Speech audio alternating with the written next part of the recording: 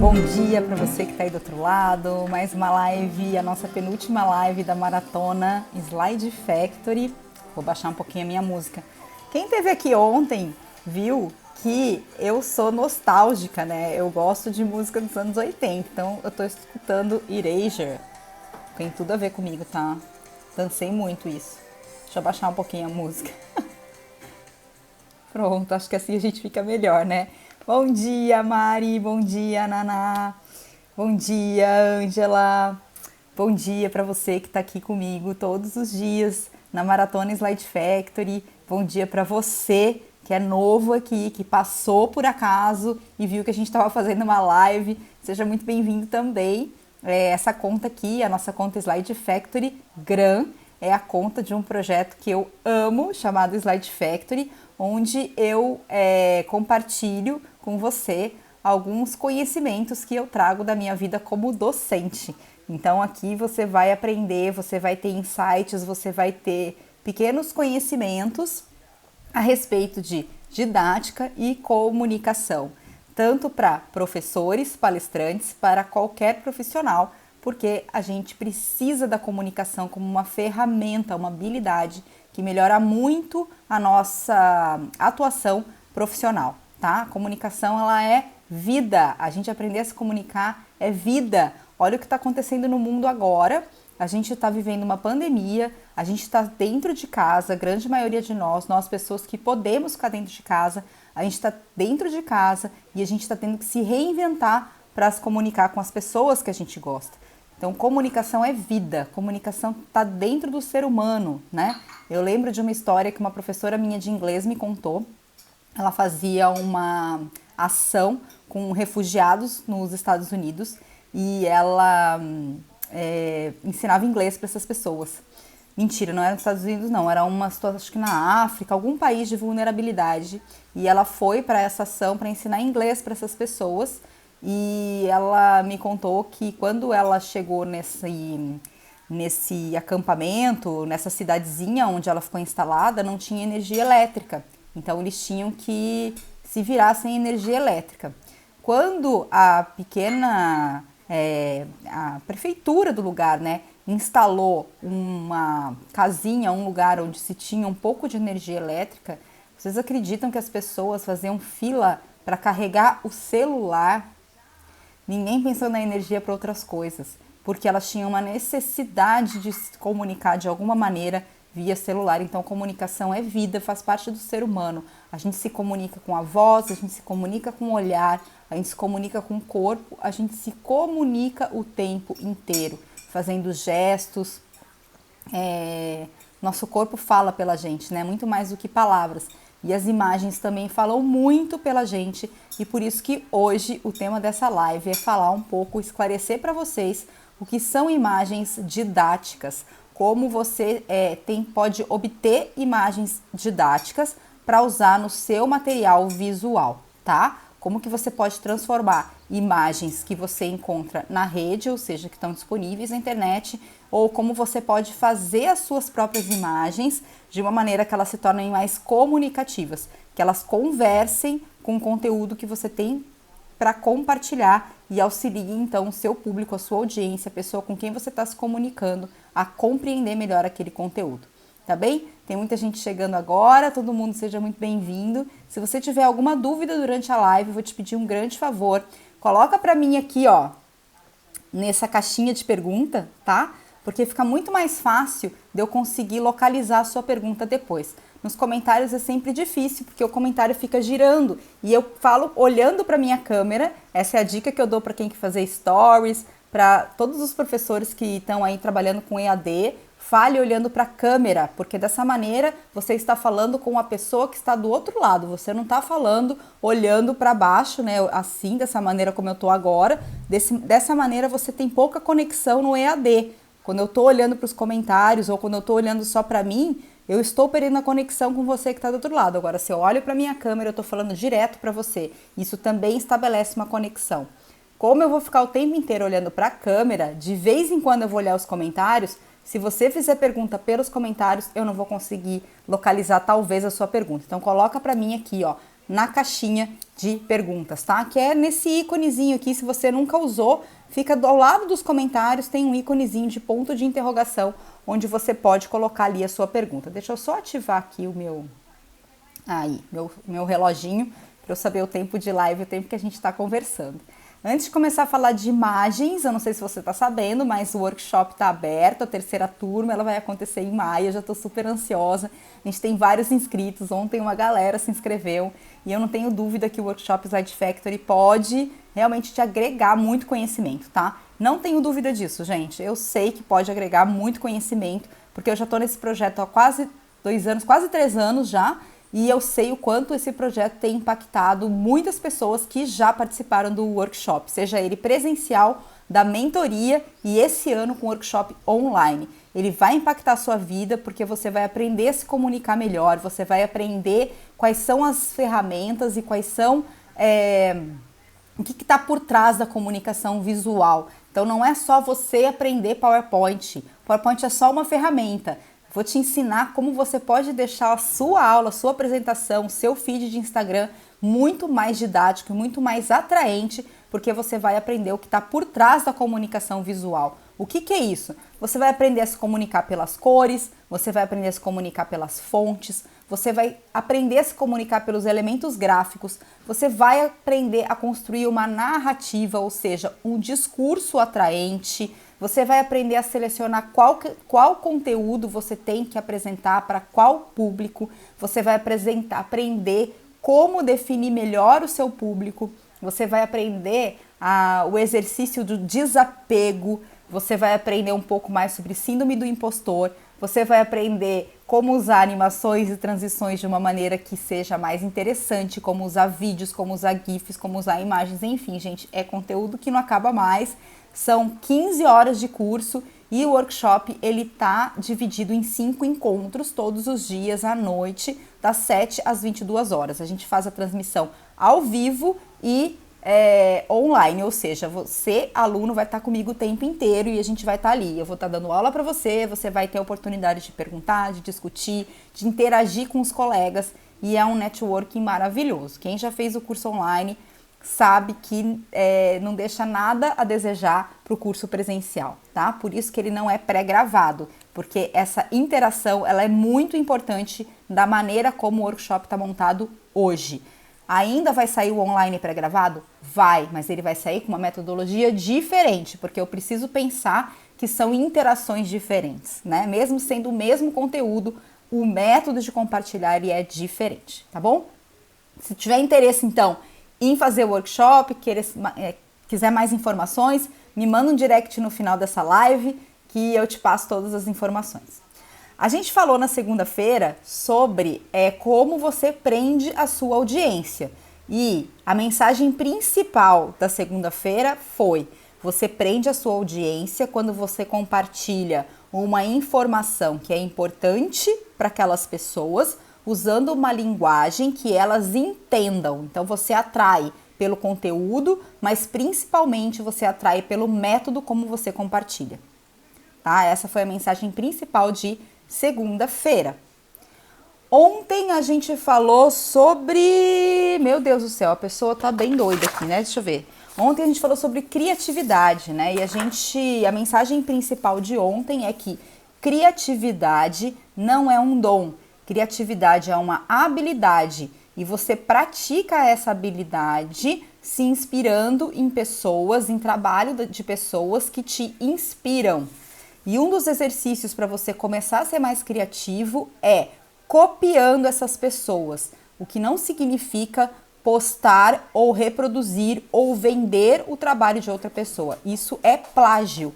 Quando você pega o trabalho de outro e faz passar por seu, isso é plágio. Agora, quando você se inspira em outra pessoa e você exercita a reprodução do trabalho da outra pessoa, sem postar, usando isso apenas como um exercício e usando várias referências, você vai encontrar a sua originalidade e vai referenciar essas pessoas. Mas isso é um exercício para criatividade.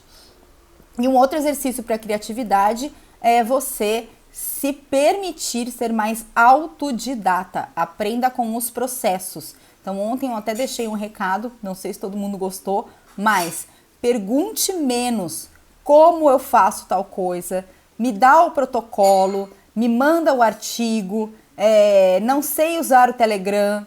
Você tem que aprender, o Google tá aí para isso.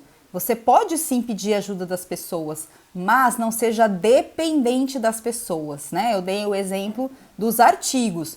Tem um artigo que eu gosto, poxa, eu tenho 1 milhão de maneiras de conhecer esse artigo. Tem o SciHub hoje, que é um site onde você consegue digitar ali o título do artigo e você baixa qualquer artigo. Gente, qualquer artigo. Então, procura isso, vai mais atrás, seja autodidata. Peça ajuda, mas evite perguntar. Muitas lives de odonto eu tenho visto, e vi isso ontem numa live com o PV e com a Ana Cecília Aranha. Eles estavam falando sobre hipersensibilidade e a maioria das pessoas, a pergunta era assim, para Ana Cecília: quais os pontos do laser? Quanto tempo eu aplico laser? Qual creme dental você indica? Gente, não, as perguntas estão erradas. A maneira como a gente diz, não tem pergunta errada. Tem pergunta errada sim. Pergunta errada é aquela onde você só quer saber o protocolo, passo a passo e receita de bolo. A gente precisa criar as nossas receitas de bolo. E olha a palavra criar aparecendo aqui, né? Criar está associado a criação, que está associado a criatividade. Portanto, você aprende a ser mais criativo quando você passa a ser autodidata. Então, isso tem a ver com o que a gente falou ontem. A criatividade está em você se permitir aprender mais com os processos. Não seja tão dependente. Vai no Google, abre um livro, abre um e-book, faz um curso. Enfim, gente, eu falo por mim. Eu procuro o tempo inteiro ser mais autodidata, buscar mais informação. Tô sempre atrás das referências. Eu abri a minha conta do Instagram sozinha. Eu não precisei fazer curso para isso. Eu fui fuçando em cada íconezinho que tem ali. O Telegram também. Agora eu tô trabalhando muito com o Telegram. E eu fiz isso como? Eu baixei o Telegram no meu celular, eu entrei em tutorial, eu vou clicando em cada função, dá raiva, a gente fica perdido, mas tudo bem, a gente aprende com o processo, né? É muito mais fácil a gente perguntar para o outro como que a gente faz. Só que, ao mesmo tempo, essa facilidade faz com que eu não aprenda verdadeiramente. Adultos aprendem na prática. Isso significa que você precisa praticar. E a prática traz a criatividade junto com ela. Então, a gente falou sobre isso ontem. E hoje, a nossa live é para falar um pouco sobre imagens. Como que imagens podem comunicar muito um conteúdo que eu quero compartilhar com o meu público, com a minha audiência, com os meus amigos, com as pessoas que me acompanham no Instagram. Como que eu faço para escolher imagens didáticas, tá? Como sempre, eu faço um mapinha mental. O meu, na verdade, hoje ficou cheio de itens, ó, é um rabisco. Eu não tenho um modelo, né? Mas enfim, eu tento seguir uma metodologia que me ajuda bastante a fazer um roteiro. Aliás, muita gente me pediu para eu falar mais sobre mapa mental. Quem mais quer que eu fale sobre mapa mental? Diz pra mim aí, me ajuda. Eu tô pensando em fazer uma live na semana que vem sobre esse assunto, mas eu preciso saber quem gostaria de saber mais sobre mapa mental. Coloca um positivo pra mim se você quer saber mais sobre mapa mental. A Fê foi uma das pessoas que me pediu, então...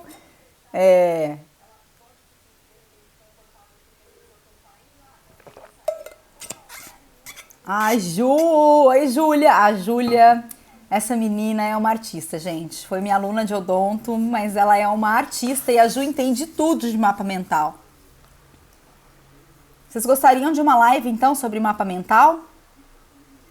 Então tá, então vamos programar uma live sobre mapa mental para a semana que vem e uma outra live também que eu quero fazer com um convidado muito querido, é com o Lucas, do Streptotiras. Eu vou agendar para a semana que vem também uma live com o Lucas para ele dar dicas de composição fotográfica. Já que hoje eu estou falando sobre imagem, o Lucas, que tem curso de fotografia e tudo mais, ele vai falar, e é um artista, né? O Lucas é um artista. Se você ainda não conhece o Streptotiras, siga esse Instagram do Lucas, que é simplesmente incrível, ele é sensacional.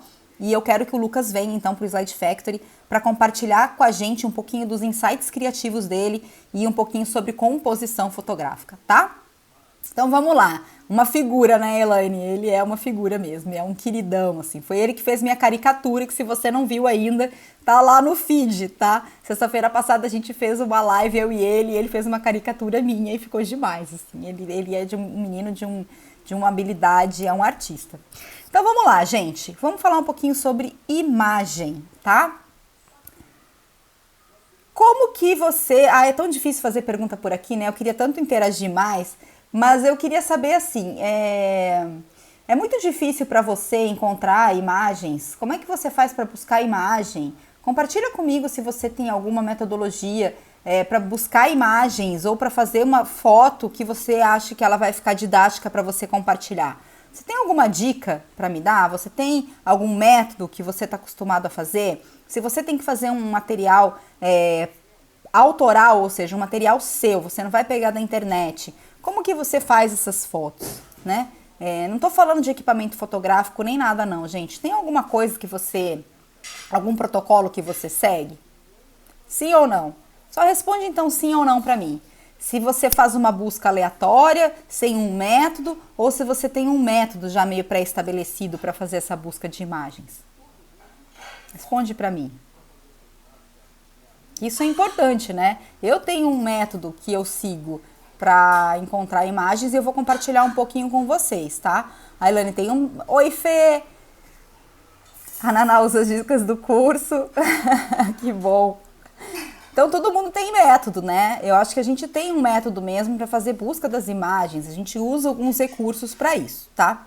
Primeiro ponto que eu queria esclarecer para vocês, quando a gente fala de imagem ser didática ou não, primeira coisa é a seguinte: você tem que buscar ou você tem que fazer imagens que passem a mensagem ou conversem com a mensagem do conteúdo que você está compartilhando. Ou seja, se eu vou falar, vou dar um exemplo aqui, se eu vou falar sobre, e vou tentar dar um exemplo não odontológico, se eu vou falar sobre uma técnica nova de...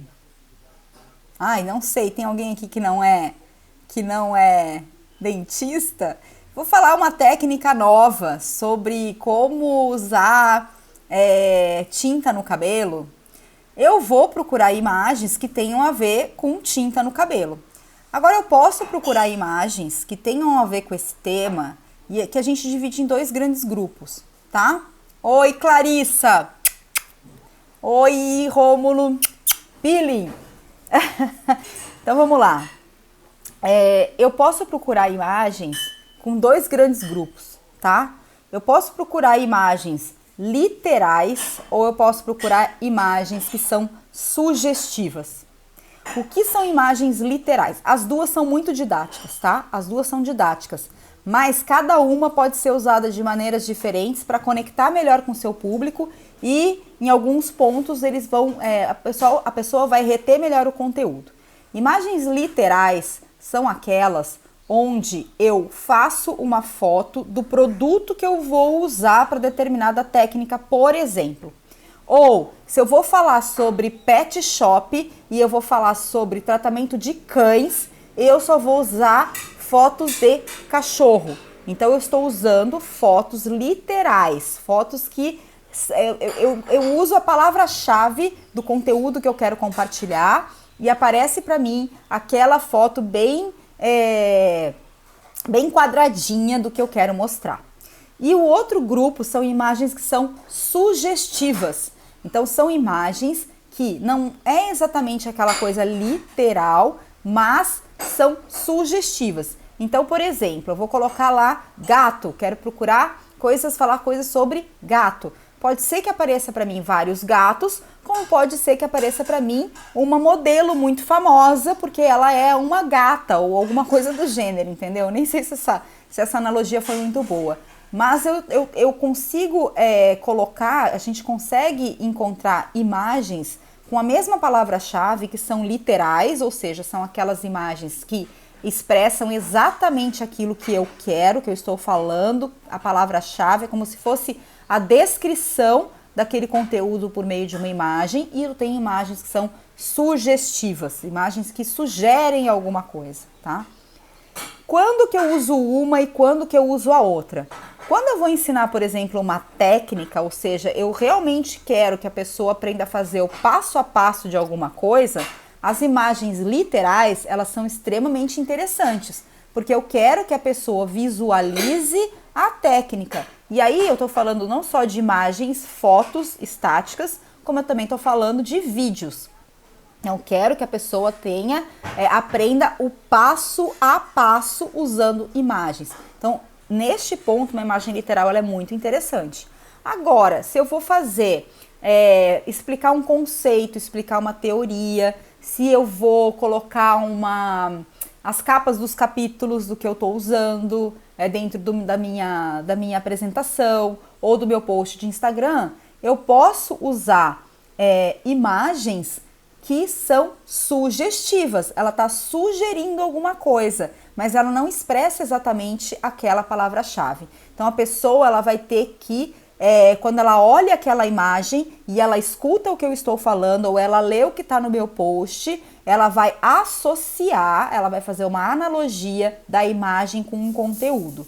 Como isso exige um pouquinho mais de exercício do cérebro, ou seja, exige que os neurônios se conectem de alguma maneira, esse exercício cerebral, ele vai fazer com que a pessoa que está vendo aquela imagem retenha o conteúdo de uma maneira melhor, ela fixa melhor, porque ela fez uma analogia com a imagem, uma imagem que sugeriu alguma coisa. Então é importante vocês saberem que a gente tem imagens, então, que são literais e eu tenho imagens que são sugestivas.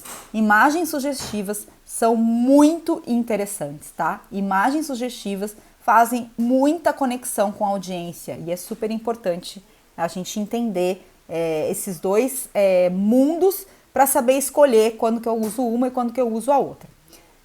Se tiver pergunta, volto a pedir para que você coloque, por favor, aqui, ó, na caixinha de perguntas, tá? Vai facilitar muito a minha vida.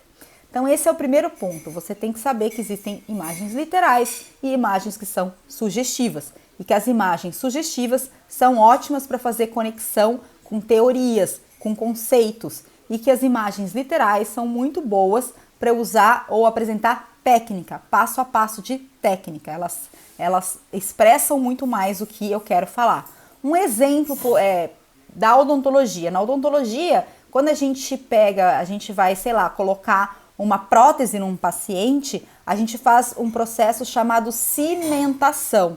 Então, eu posso explicar toda a minha teoria da cimentação usando imagens como, por exemplo, um tijolinho aqui. Eu tenho dois, eu tenho um cimento. Ou eu posso usar imagens de cimento mesmo, de pedreiro. Eu posso usar todas essas imagens que são sugestivas a uma cimentação, enquanto eu estou explicando o conceito da cimentação, o que é a cimentação.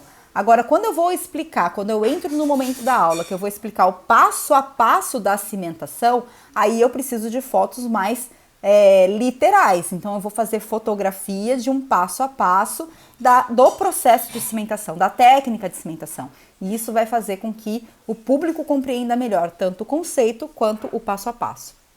Tudo bem até aqui? Acho que isso já é uma grande ajuda para entender imagens didáticas, tá? O que mais? Minha segunda dica para vocês é a seguinte. As imagens, o que torna uma imagem interessante, tá? Uma imagem ela é interessante por várias técnicas. A gente, às vezes, olhando um álbum de casamento ou um álbum de formatura, a gente sempre tem aquelas fotos que a gente gosta mais, que chamam mais a nossa atenção.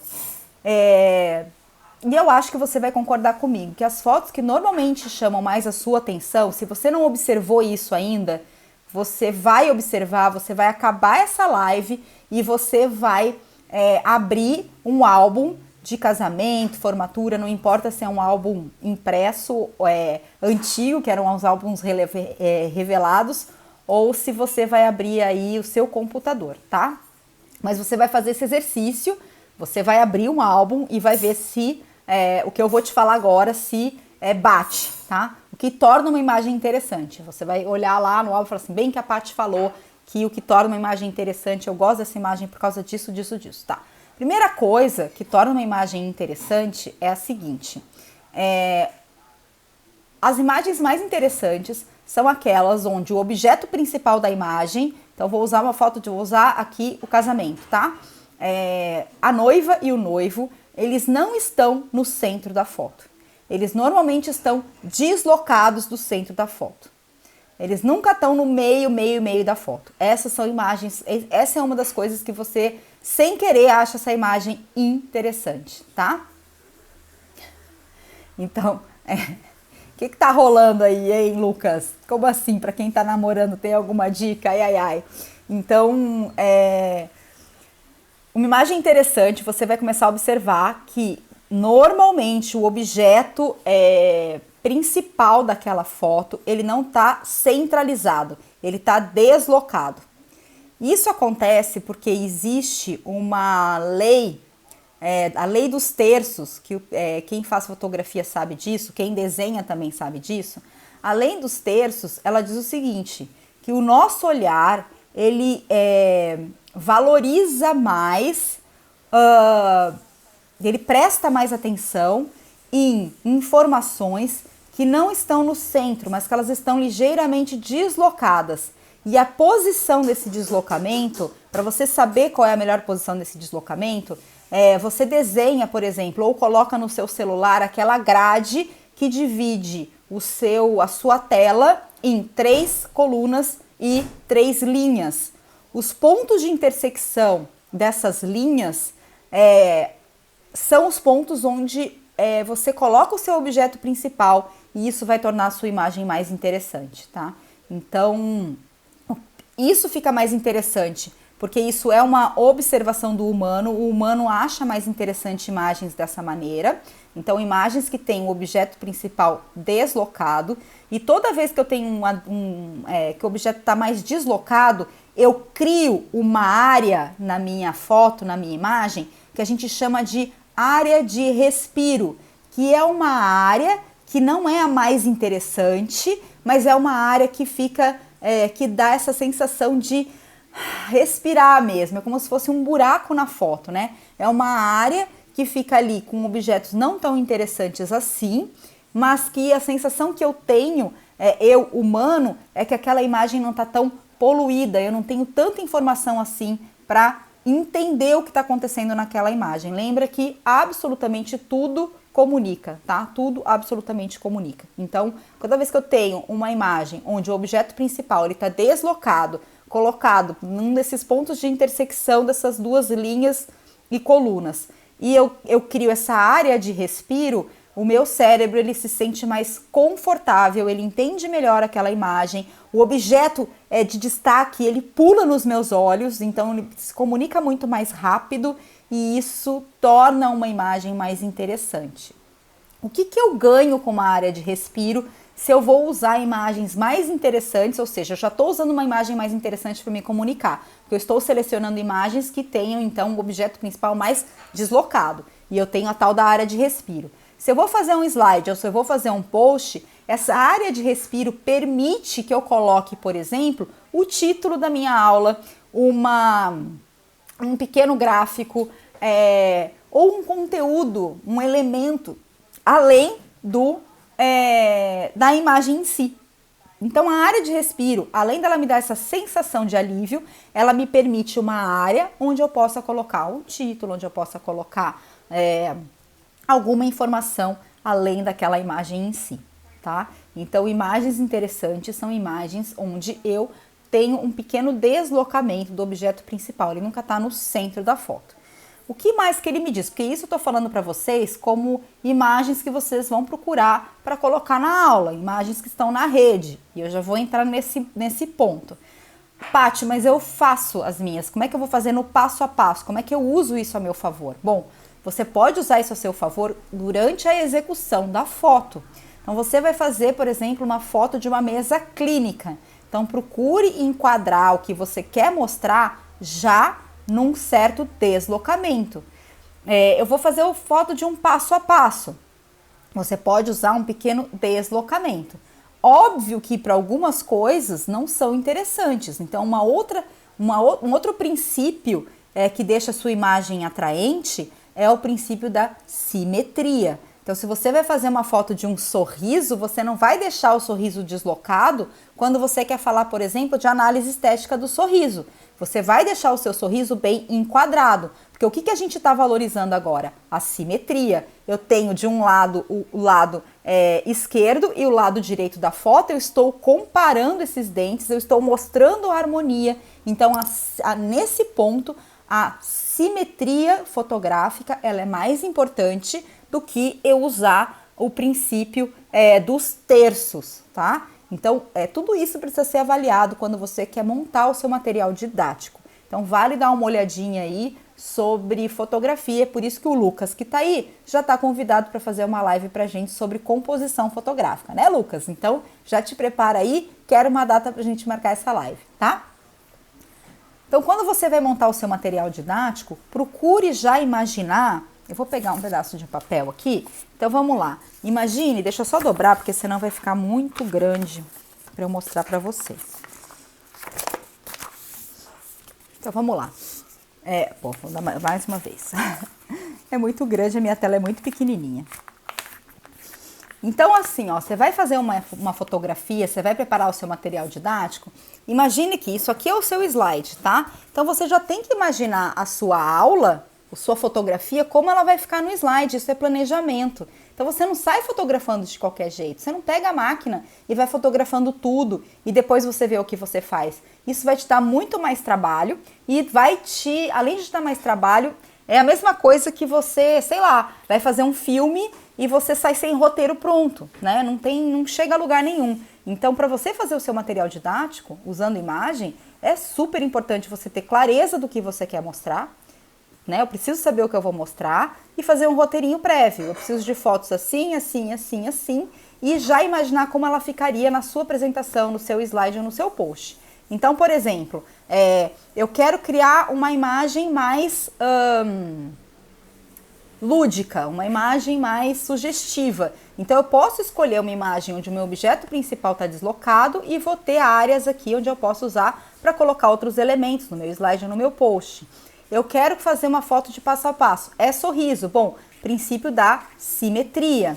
Eu quero fazer um slide onde eu mostre a manipulação do material restaurador. Então, vou ter lá na minha placa de vidro pó e líquido. Bom, eu posso colocar a placa mais para cá, pó e líquido aqui e deixar áreas para eu escrever. Então, já imagina o slide, senão você vai ter muito mais trabalho. A hora que você abrir o PowerPoint, você vai ter muito mais trabalho para ficar recortando essa foto, enquadrando essa foto.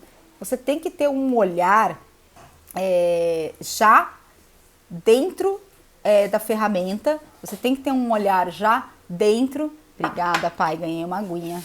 Um café vai ser bem-vindo também, pai. Só aproveitar, né, que ele tá aqui ainda. Então, você já tem que imaginar a composição final do seu slide, tá? Então, é muito importante para você ter imagens didáticas, você já imaginar o final, o resultado final, o que você quer, tá? Deixa eu ver se eu tenho aqui pergunta, só um minutinho. Vamos lá, eu tenho uma perguntinha aqui.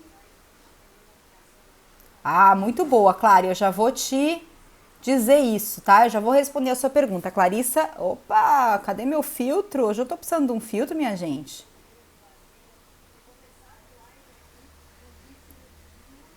Tô precisando de um filtro.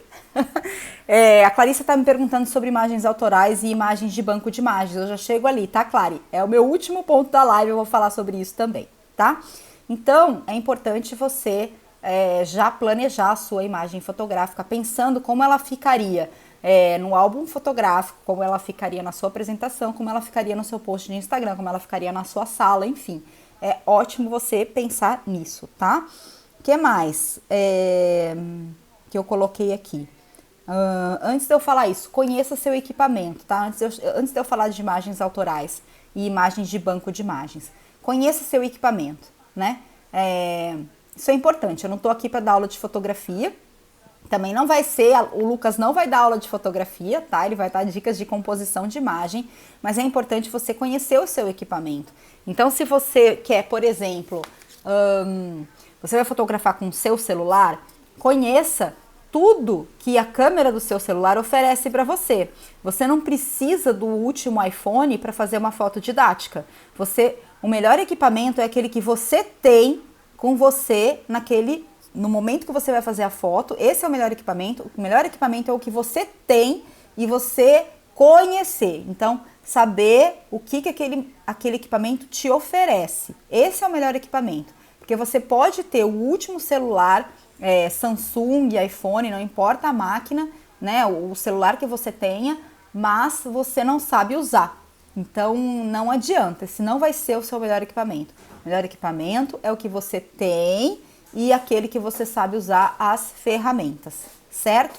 Então, procure conhecer melhor o seu equipamento fotográfico, seja um celular, seja uma máquina semiprofissional ou profissional. Eu conheço muita gente, e talvez o Lucas, que dá aula de fotografia, possa concordar comigo ou não, mas eu conheço muita gente que compra equipamento fotográfico de ponta, gasta uma nota e não sabe usar. Não obtém bons resultados porque não sabe usar o equipamento. Então, conheça o seu equipamento. O melhor equipamento que você tem é aquele que você sabe usar, o que você tem disponível e o que você sabe usar, tá? Essa dica também fica para você que acha que o melhor equipamento odontológico, ou o melhor equipamento da sua área, o melhor computador, enfim, ele vai resolver o seu problema. Não, o problema tá aqui, ó. A gente é o melhor equipamento para nossas necessidades naquele momento e eu saber usar.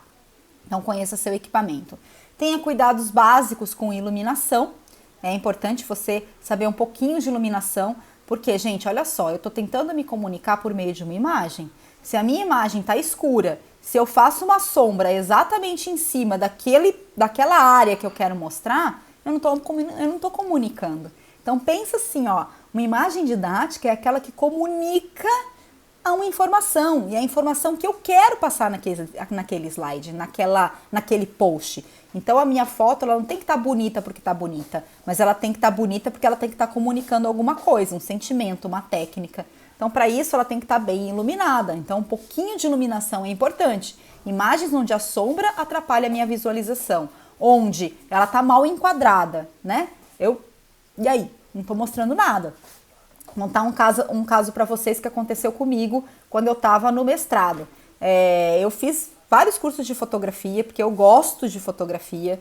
Eu fiz curso de fotografia lá em 98, com equipamento analógico. Depois eu fiz também para ver o que mudava com os digitais, enfim. Sempre gostei muito de fotografia. E sempre me desafiei muito a fazer imagens muito aproximadas. Eu sempre gostei do efeito, da profundidade de campo. O que é esse efeito da profundidade de campo? É o que a Apple fez muito bem quando ela lançou o efeito retrato nos iPhones que são Plus, né? Os iPhones maiores. O efeito retrato é aquele onde você coloca o objeto principal, você dá foco nele, no objeto principal, e todo o resto parece que está fora de foco. Na verdade, não é foco. Você coloca o objeto que você quer mostrar, a pessoa, a flor, enfim, você coloca aquilo, dá nitidez para aquele objeto e todo o resto fica embaçado, fica sem nitidez. Todo mundo ama esse efeito. Por que a gente ama esse efeito? Porque salta aos nossos olhos a informação que a gente quer ver.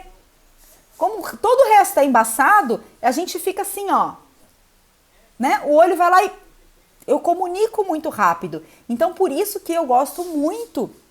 Muita gente gosta, tem muita gente que comprou o iPhone Plus por causa do efeito retrato, tá? Porque ele faz isso de uma maneira muito fácil, apesar de que não precisa ter o efeito retrato para fazer isso, certo, Lucas? Né? Não precisa ter um iPhone para fazer fotos com efeito retrato, porque isso é uma técnica chamada profundidade de campo.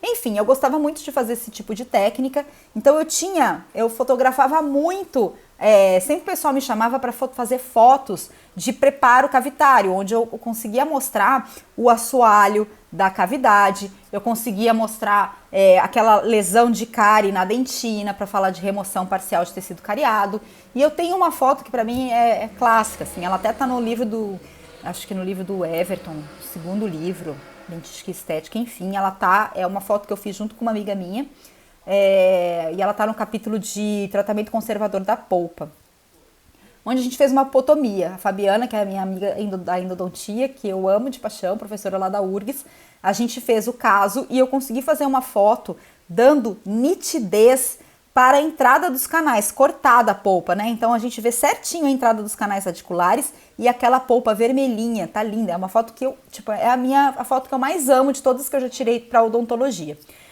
O que acontece? Eu dei nitidez para dentro dos canais, né, lá dentro da cavidade, só que todo o resto ficou sem nitidez, então ficou com aquela coisa do E embaçado. Quando eu mostrei isso para minha orientadora, na época ela falou, não, isso daqui tá muito estranho, você tem que fazer uma foto que tenha nitidez em tudo, e eu só pensei comigo, é impossível, porque com essa aproximação que eu tô usando, com o tipo de lente que eu tô usando, é impossível, e é justamente esse efeito que comunica mais. Então, olha só, às vezes a gente acha, não, isso aqui não está toda nítida, mas será que eu preciso de toda essa nitidez? Ou será que eu estou comunicando muito melhor usando a profundidade de campo a meu favor? Então, usar ferramentas que auxiliem a sua audiência, auxiliem o seu público a visualizar aquilo que você quer, levar o seu público direto ao ponto, isso ajuda demais, tá? Então, profundidade de campo também é uma coisa que você precisa saber. Só que estava tudo muito bem iluminado, muito bem enquadrado, enfim. Técnica de fotografia não vai ser live nenhuma que vai te ensinar. Você vai ter que aprender a fazer isso em cursos de fotografia. Ai, Lucas, já que você está aqui, eu vou te recomendar, tá? Faça um curso com o Lucas, porque o Lucas fez cada foto na Bélgica e eu falei para ele, Lucas, você tem que dar curso, não é só de fotografia odontológica, você tem que dar curso de fotografia para celular, porque, menino, você está perdendo, olha que dom que você tem, porque todo mundo queria aprender com o Lucas como que ele fazia aquelas fotos maravilhosas que ele fazia durante nossos passeios na Bélgica. Então, ó, agora eu já joguei pro universo, todo mundo sabe que você faz fotos incríveis usando seu celular, te vira. Eu acho que esse curso tem que sair, eu sou super a favor, entendeu? Você é sua aluna, quero nem saber, não adianta botar esse bonequinho com os olhinhos estatelados, não, porque eu quero fazer esse curso, então eu já tô te botando pilha pra isso. Vamos lá, tá? Então esse enquadramento também é importante, ou seja, o ângulo que você vai fazer a foto.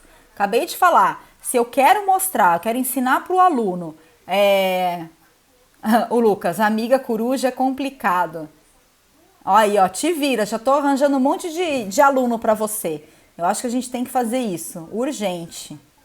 Vou amar, dá pra fazer até... Ó, já tem umas ideias aqui, mas depois eu compartilho contigo, tá? Depois me chama lá que a gente vai se falar pro WhatsApp. Então vamos lá, enquadramento, gente. Se eu quero mostrar, vou dar uma aula, por exemplo, para mostrar para os meus alunos, né? Vou falar uma aula que eu vou ensinar ângulos. Não adianta nada eu fazer uma foto que eu não esteja mostrando o ângulo. Então, uma dica que para mim é muito preciosa e que aqui a empatia entra na fotografia é você pensar o seguinte: como que se eu fosse aluno, se eu fosse o meu seguidor do Instagram, como que a imagem ficaria mais didática? Como que eu mostraria o que eu quero mostrar? E aí você tem que imaginar o enquadramento, você tem que pegar o seu olho e colocar ele na posição onde você enxergaria melhor aquele objeto. E aí você faz a fotografia. Claro que algumas coisas de enquadramento a gente consegue corrigir depois na hora do recorte da foto, mas não são todas, tá? Porque foto tem muito, é igual radiografia odontológica. Se a gente não fotografa muito paralelo ao objeto ao que eu quero, ele fica, né, ligeiramente angulado para cima ou para baixo, o dente vai ficar mais curto ou mais longo. Então, tem que tomar cuidado com o enquadramento, tá? Com a posição da sua câmera. E o meu último ponto aqui, eu sabia que essa live ia ser um pouquinho mais longa que as outras, que eu tinha, né? Eu planejei essa live para ter, todas elas para ter de 30 a 40 minutos, mas eu sabia que isso ia ser mais, essa live ia ser maior.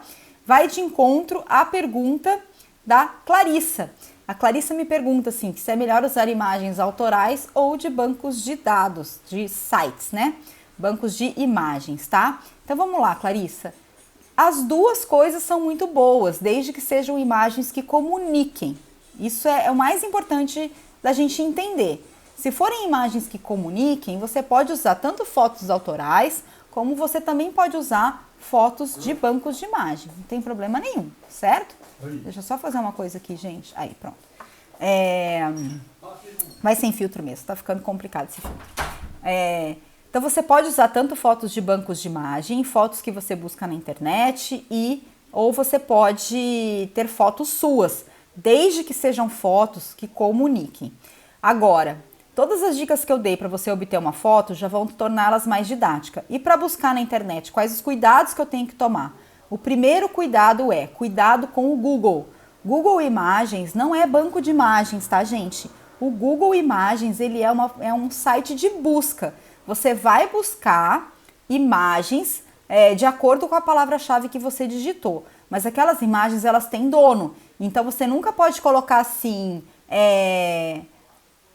autor ou referência, Google Imagens. Porque o dono não é o Google Imagens, entenderam? Vou dar um exemplo clássico que acontece comigo direto.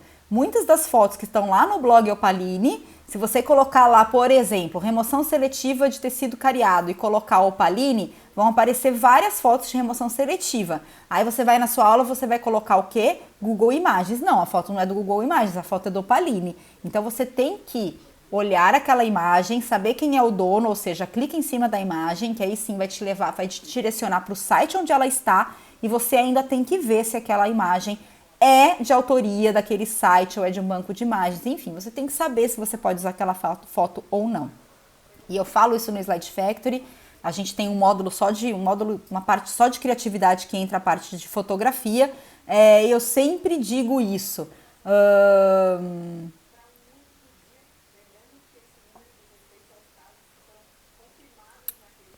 Tá vendo? Eu fico aqui nas perguntas, eu fico doida. Lucas, manda sua pergunta para mim, por favor,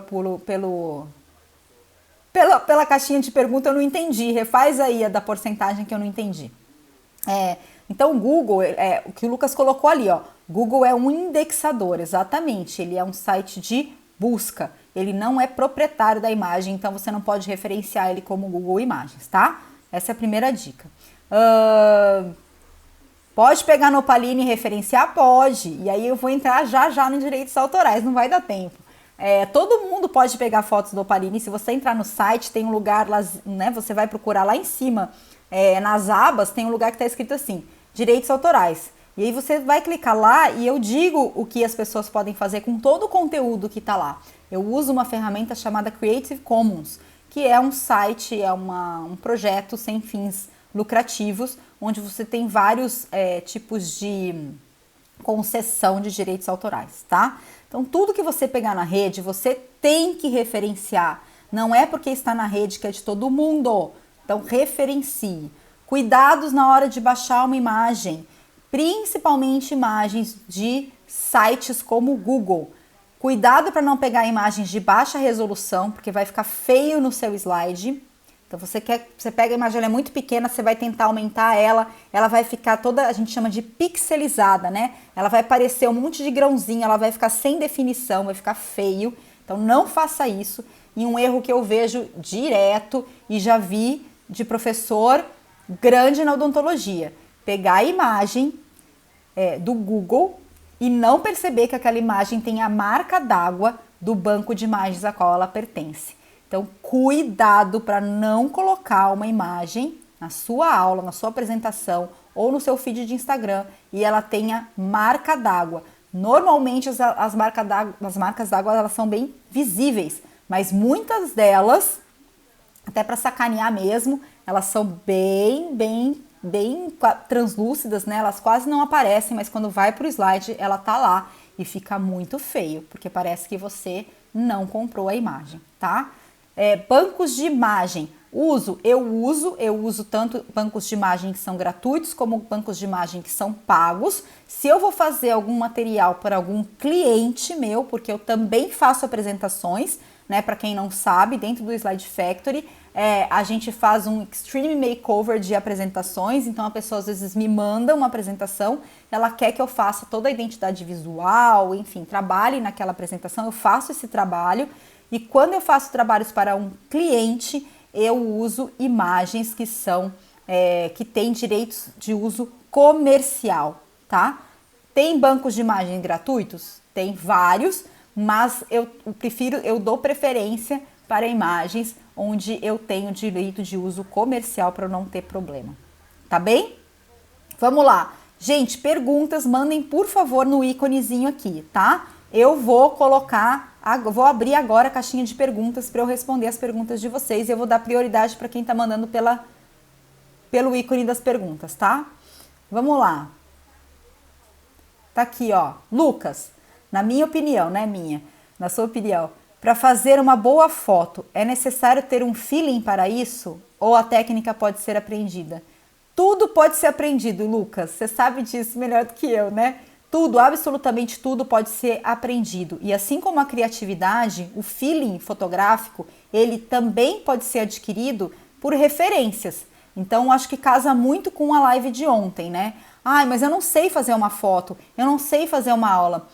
Na verdade, você vai precisar buscar suas referências. Você vai precisar daquele tempo onde você vai parar e você vai pensar, nossa, quais são as imagens que eu mais gosto? Quais são as imagens que eu acho que são atrativas? E para isso, para você desenvolver, para você começar, é um processo de autoconhecimento.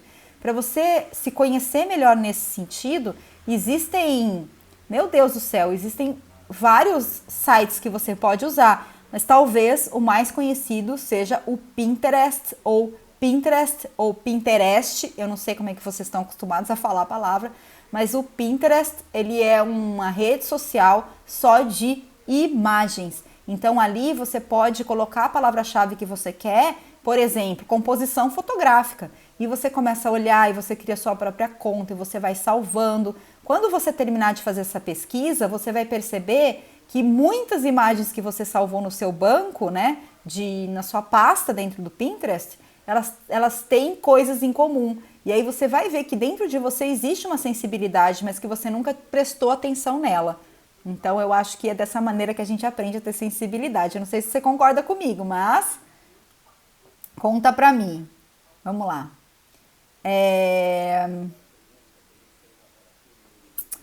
Tá aqui, ó. A Fê falou, quando paga o Canva, você pode usar em um curso? Sim, Fê, assim, ó. O Canva, até onde eu sei, tá? Eu quero deixar bem claro que isso é até onde eu sei. Se você usa o Canva gratuito, tudo que ele disponibiliza para você, você pode usar para qualquer finalidade, porque ele só te oferece o que já está validado por ele, entendeu? Então você pode usar até para contas comerciais, até onde eu sei. Se você paga o Canva, ele te oferece mais ferramentas, ele te oferece mais imagens, ele te oferece mais elementos. Então tudo ali você pode usar para qualquer finalidade. Entendeu a diferença? Meu Canva é pago. Então eu pago ele, eu acho que eu paguei 300 e poucos reais para usar ele online. E online não, para usar ele durante o ano todo, né? Eu paguei a conta assinatura anual. E eu uso muito, eu uso pro Opaline, eu uso pro Slide Factory, eu uso para fazer divulgação de curso. Mas a diferença que eu percebi do gratuito pro pago é a quantidade de ferramentas aumenta muito, a quantidade de imagens e de elementos também aumenta muito. Eu adoro o Canva, eu acho que quem não conhece o Canva, digita lá, exercício, canva.com, dá uma olhadinha que eu acho que é bacana, tá? Perguntinha da Elaine. Como referenciar as fotos com direitos autorais em um post, por exemplo? Elaine, a minha maior, assim, ó, eu acho que você tem que colocar a referência dessa imagem, criar ali uma área, um texto, né, uma caixa de texto, tanto no Canva quanto no aplicativo que você fizer o seu post, e colocar ali foto, 2 pontos, ou imagem, 2 pontos, e colocar a referência. Mesmo que ela fique pequena, tá? Além disso, referenciar lá embaixo no texto. Igual a gente referencia artigo, né? Se você olhar lá no Opaline, por exemplo, você tem ali lá embaixo, você coloca a referência, né? Do artigo que você usou, eu normalmente coloco a referência completa, tá? Ah, verdade, você sabe que eu já pensei nisso, né, Fer? A Fer tá falando, falta um banco de fotos odontológicas, boas fotos de materiais. Eu já pensei em fazer um banco disso, me falta tempo, mas eu já pensei, eu concordo, falta para quem não tem como fazer, né, eu acho legal. A Joyce está me perguntando de bancos de imagens gratuitas você indica. Eu vou indicar um que eu acho que muitos de vocês já conhecem, que é o Pexels. O Pexels é um banco de imagens gratuito, tudo que está lá você pode usar para qualquer finalidade, tá? Inclusive finalidade comercial, chama Pexels, E-X-E-L-S,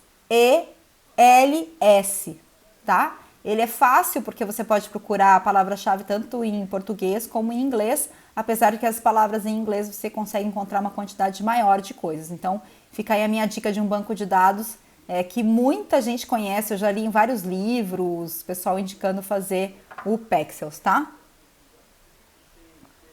Olha aí, Lucas! Ah, Lucas, vamos conversar, ó. Banco de dados, tá? Ó, li todas as perguntas que estavam aqui na caixinha, tá? Ah, tá aqui o Baraldi perguntando, né? Como obter direitos em fotos clínicas de seus pacientes? Baraldi, tem que ser igual pesquisa.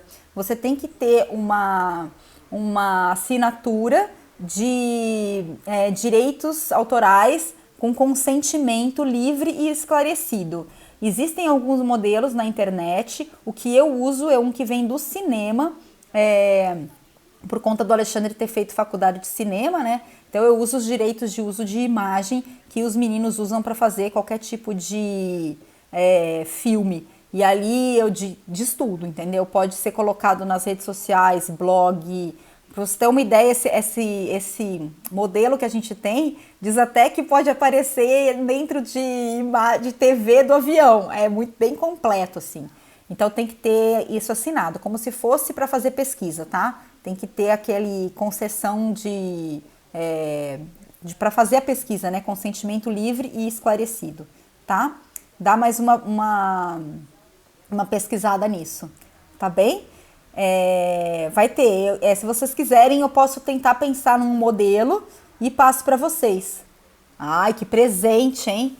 Olha que presente, meus alunos do Slide Factory ganham isso. Quem não ganhou ainda pode puxar minha orelha, que eu coloco lá no grupo, tá? Curtiram a live? Ajudou vocês? A gente tem 3 minutos, tá? Para usar isso, 3 minutinhos. Se alguém tiver, o Lucas já criou aí um modelo de negócio para ele. Gostei muito. Lucas, você já criou para você um modelo de negócio. Olha aí, ó. Você é um artista, tô amando tudo isso. Maravilhoso. Adorei. Que bom que vocês gostaram da live. Naquele recadinho final, se você quiser saber mais sobre imagem, mais sobre criatividade, mais sobre narrativa, mais sobre didática, as inscrições para o workshop para a 3ª turma, elas estão abertas. Ela vai acontecer agora do dia 11 ao dia 15 de maio, tá? As aulas, elas são online e são ao vivo, elas não são pré-gravadas, então você precisa estar lá comigo para aprender. E elas acontecem à noite, elas vão das 7 da noite às 10 da noite e toda a transmissão é feita pelo Zoom. Podem ficar tranquilos com o Zoom, porque eu estou usando a versão paga do Zoom, a versão mais segura possível, tem senha para entrar, enfim. É tudo muito, eu me importo muito com a segurança. Eu sou consumidora do Zoom há muitos anos e a gente vai seguindo todas as regras aí para ninguém ter problema com o aplicativo, tá? Ficou interessado no Slide Factory? Pode me mandar um direct, eu respondo ao longo do dia, ou eu ou a Camila que me ajuda. Combinado? Muito obrigada, Leila, um beijo. Sigam o Streptotiras para se inspirarem, por favor, meu amigo Lucas. Que tem aí, um grande artista, tá? Se tiverem também algumas dúvidas que eu possa responder para vocês, me mandem. Amanhã é o nosso último dia da nossa maratona Slide Factory da semana. Amanhã a gente fala de... Alguém lembra? Nem eu lembro do que eu vou falar amanhã, gente. Olha, eu não tenho memória para nada, eu anoto tudo. Quando eu falo para vocês ter caderninho de ideia é por isso.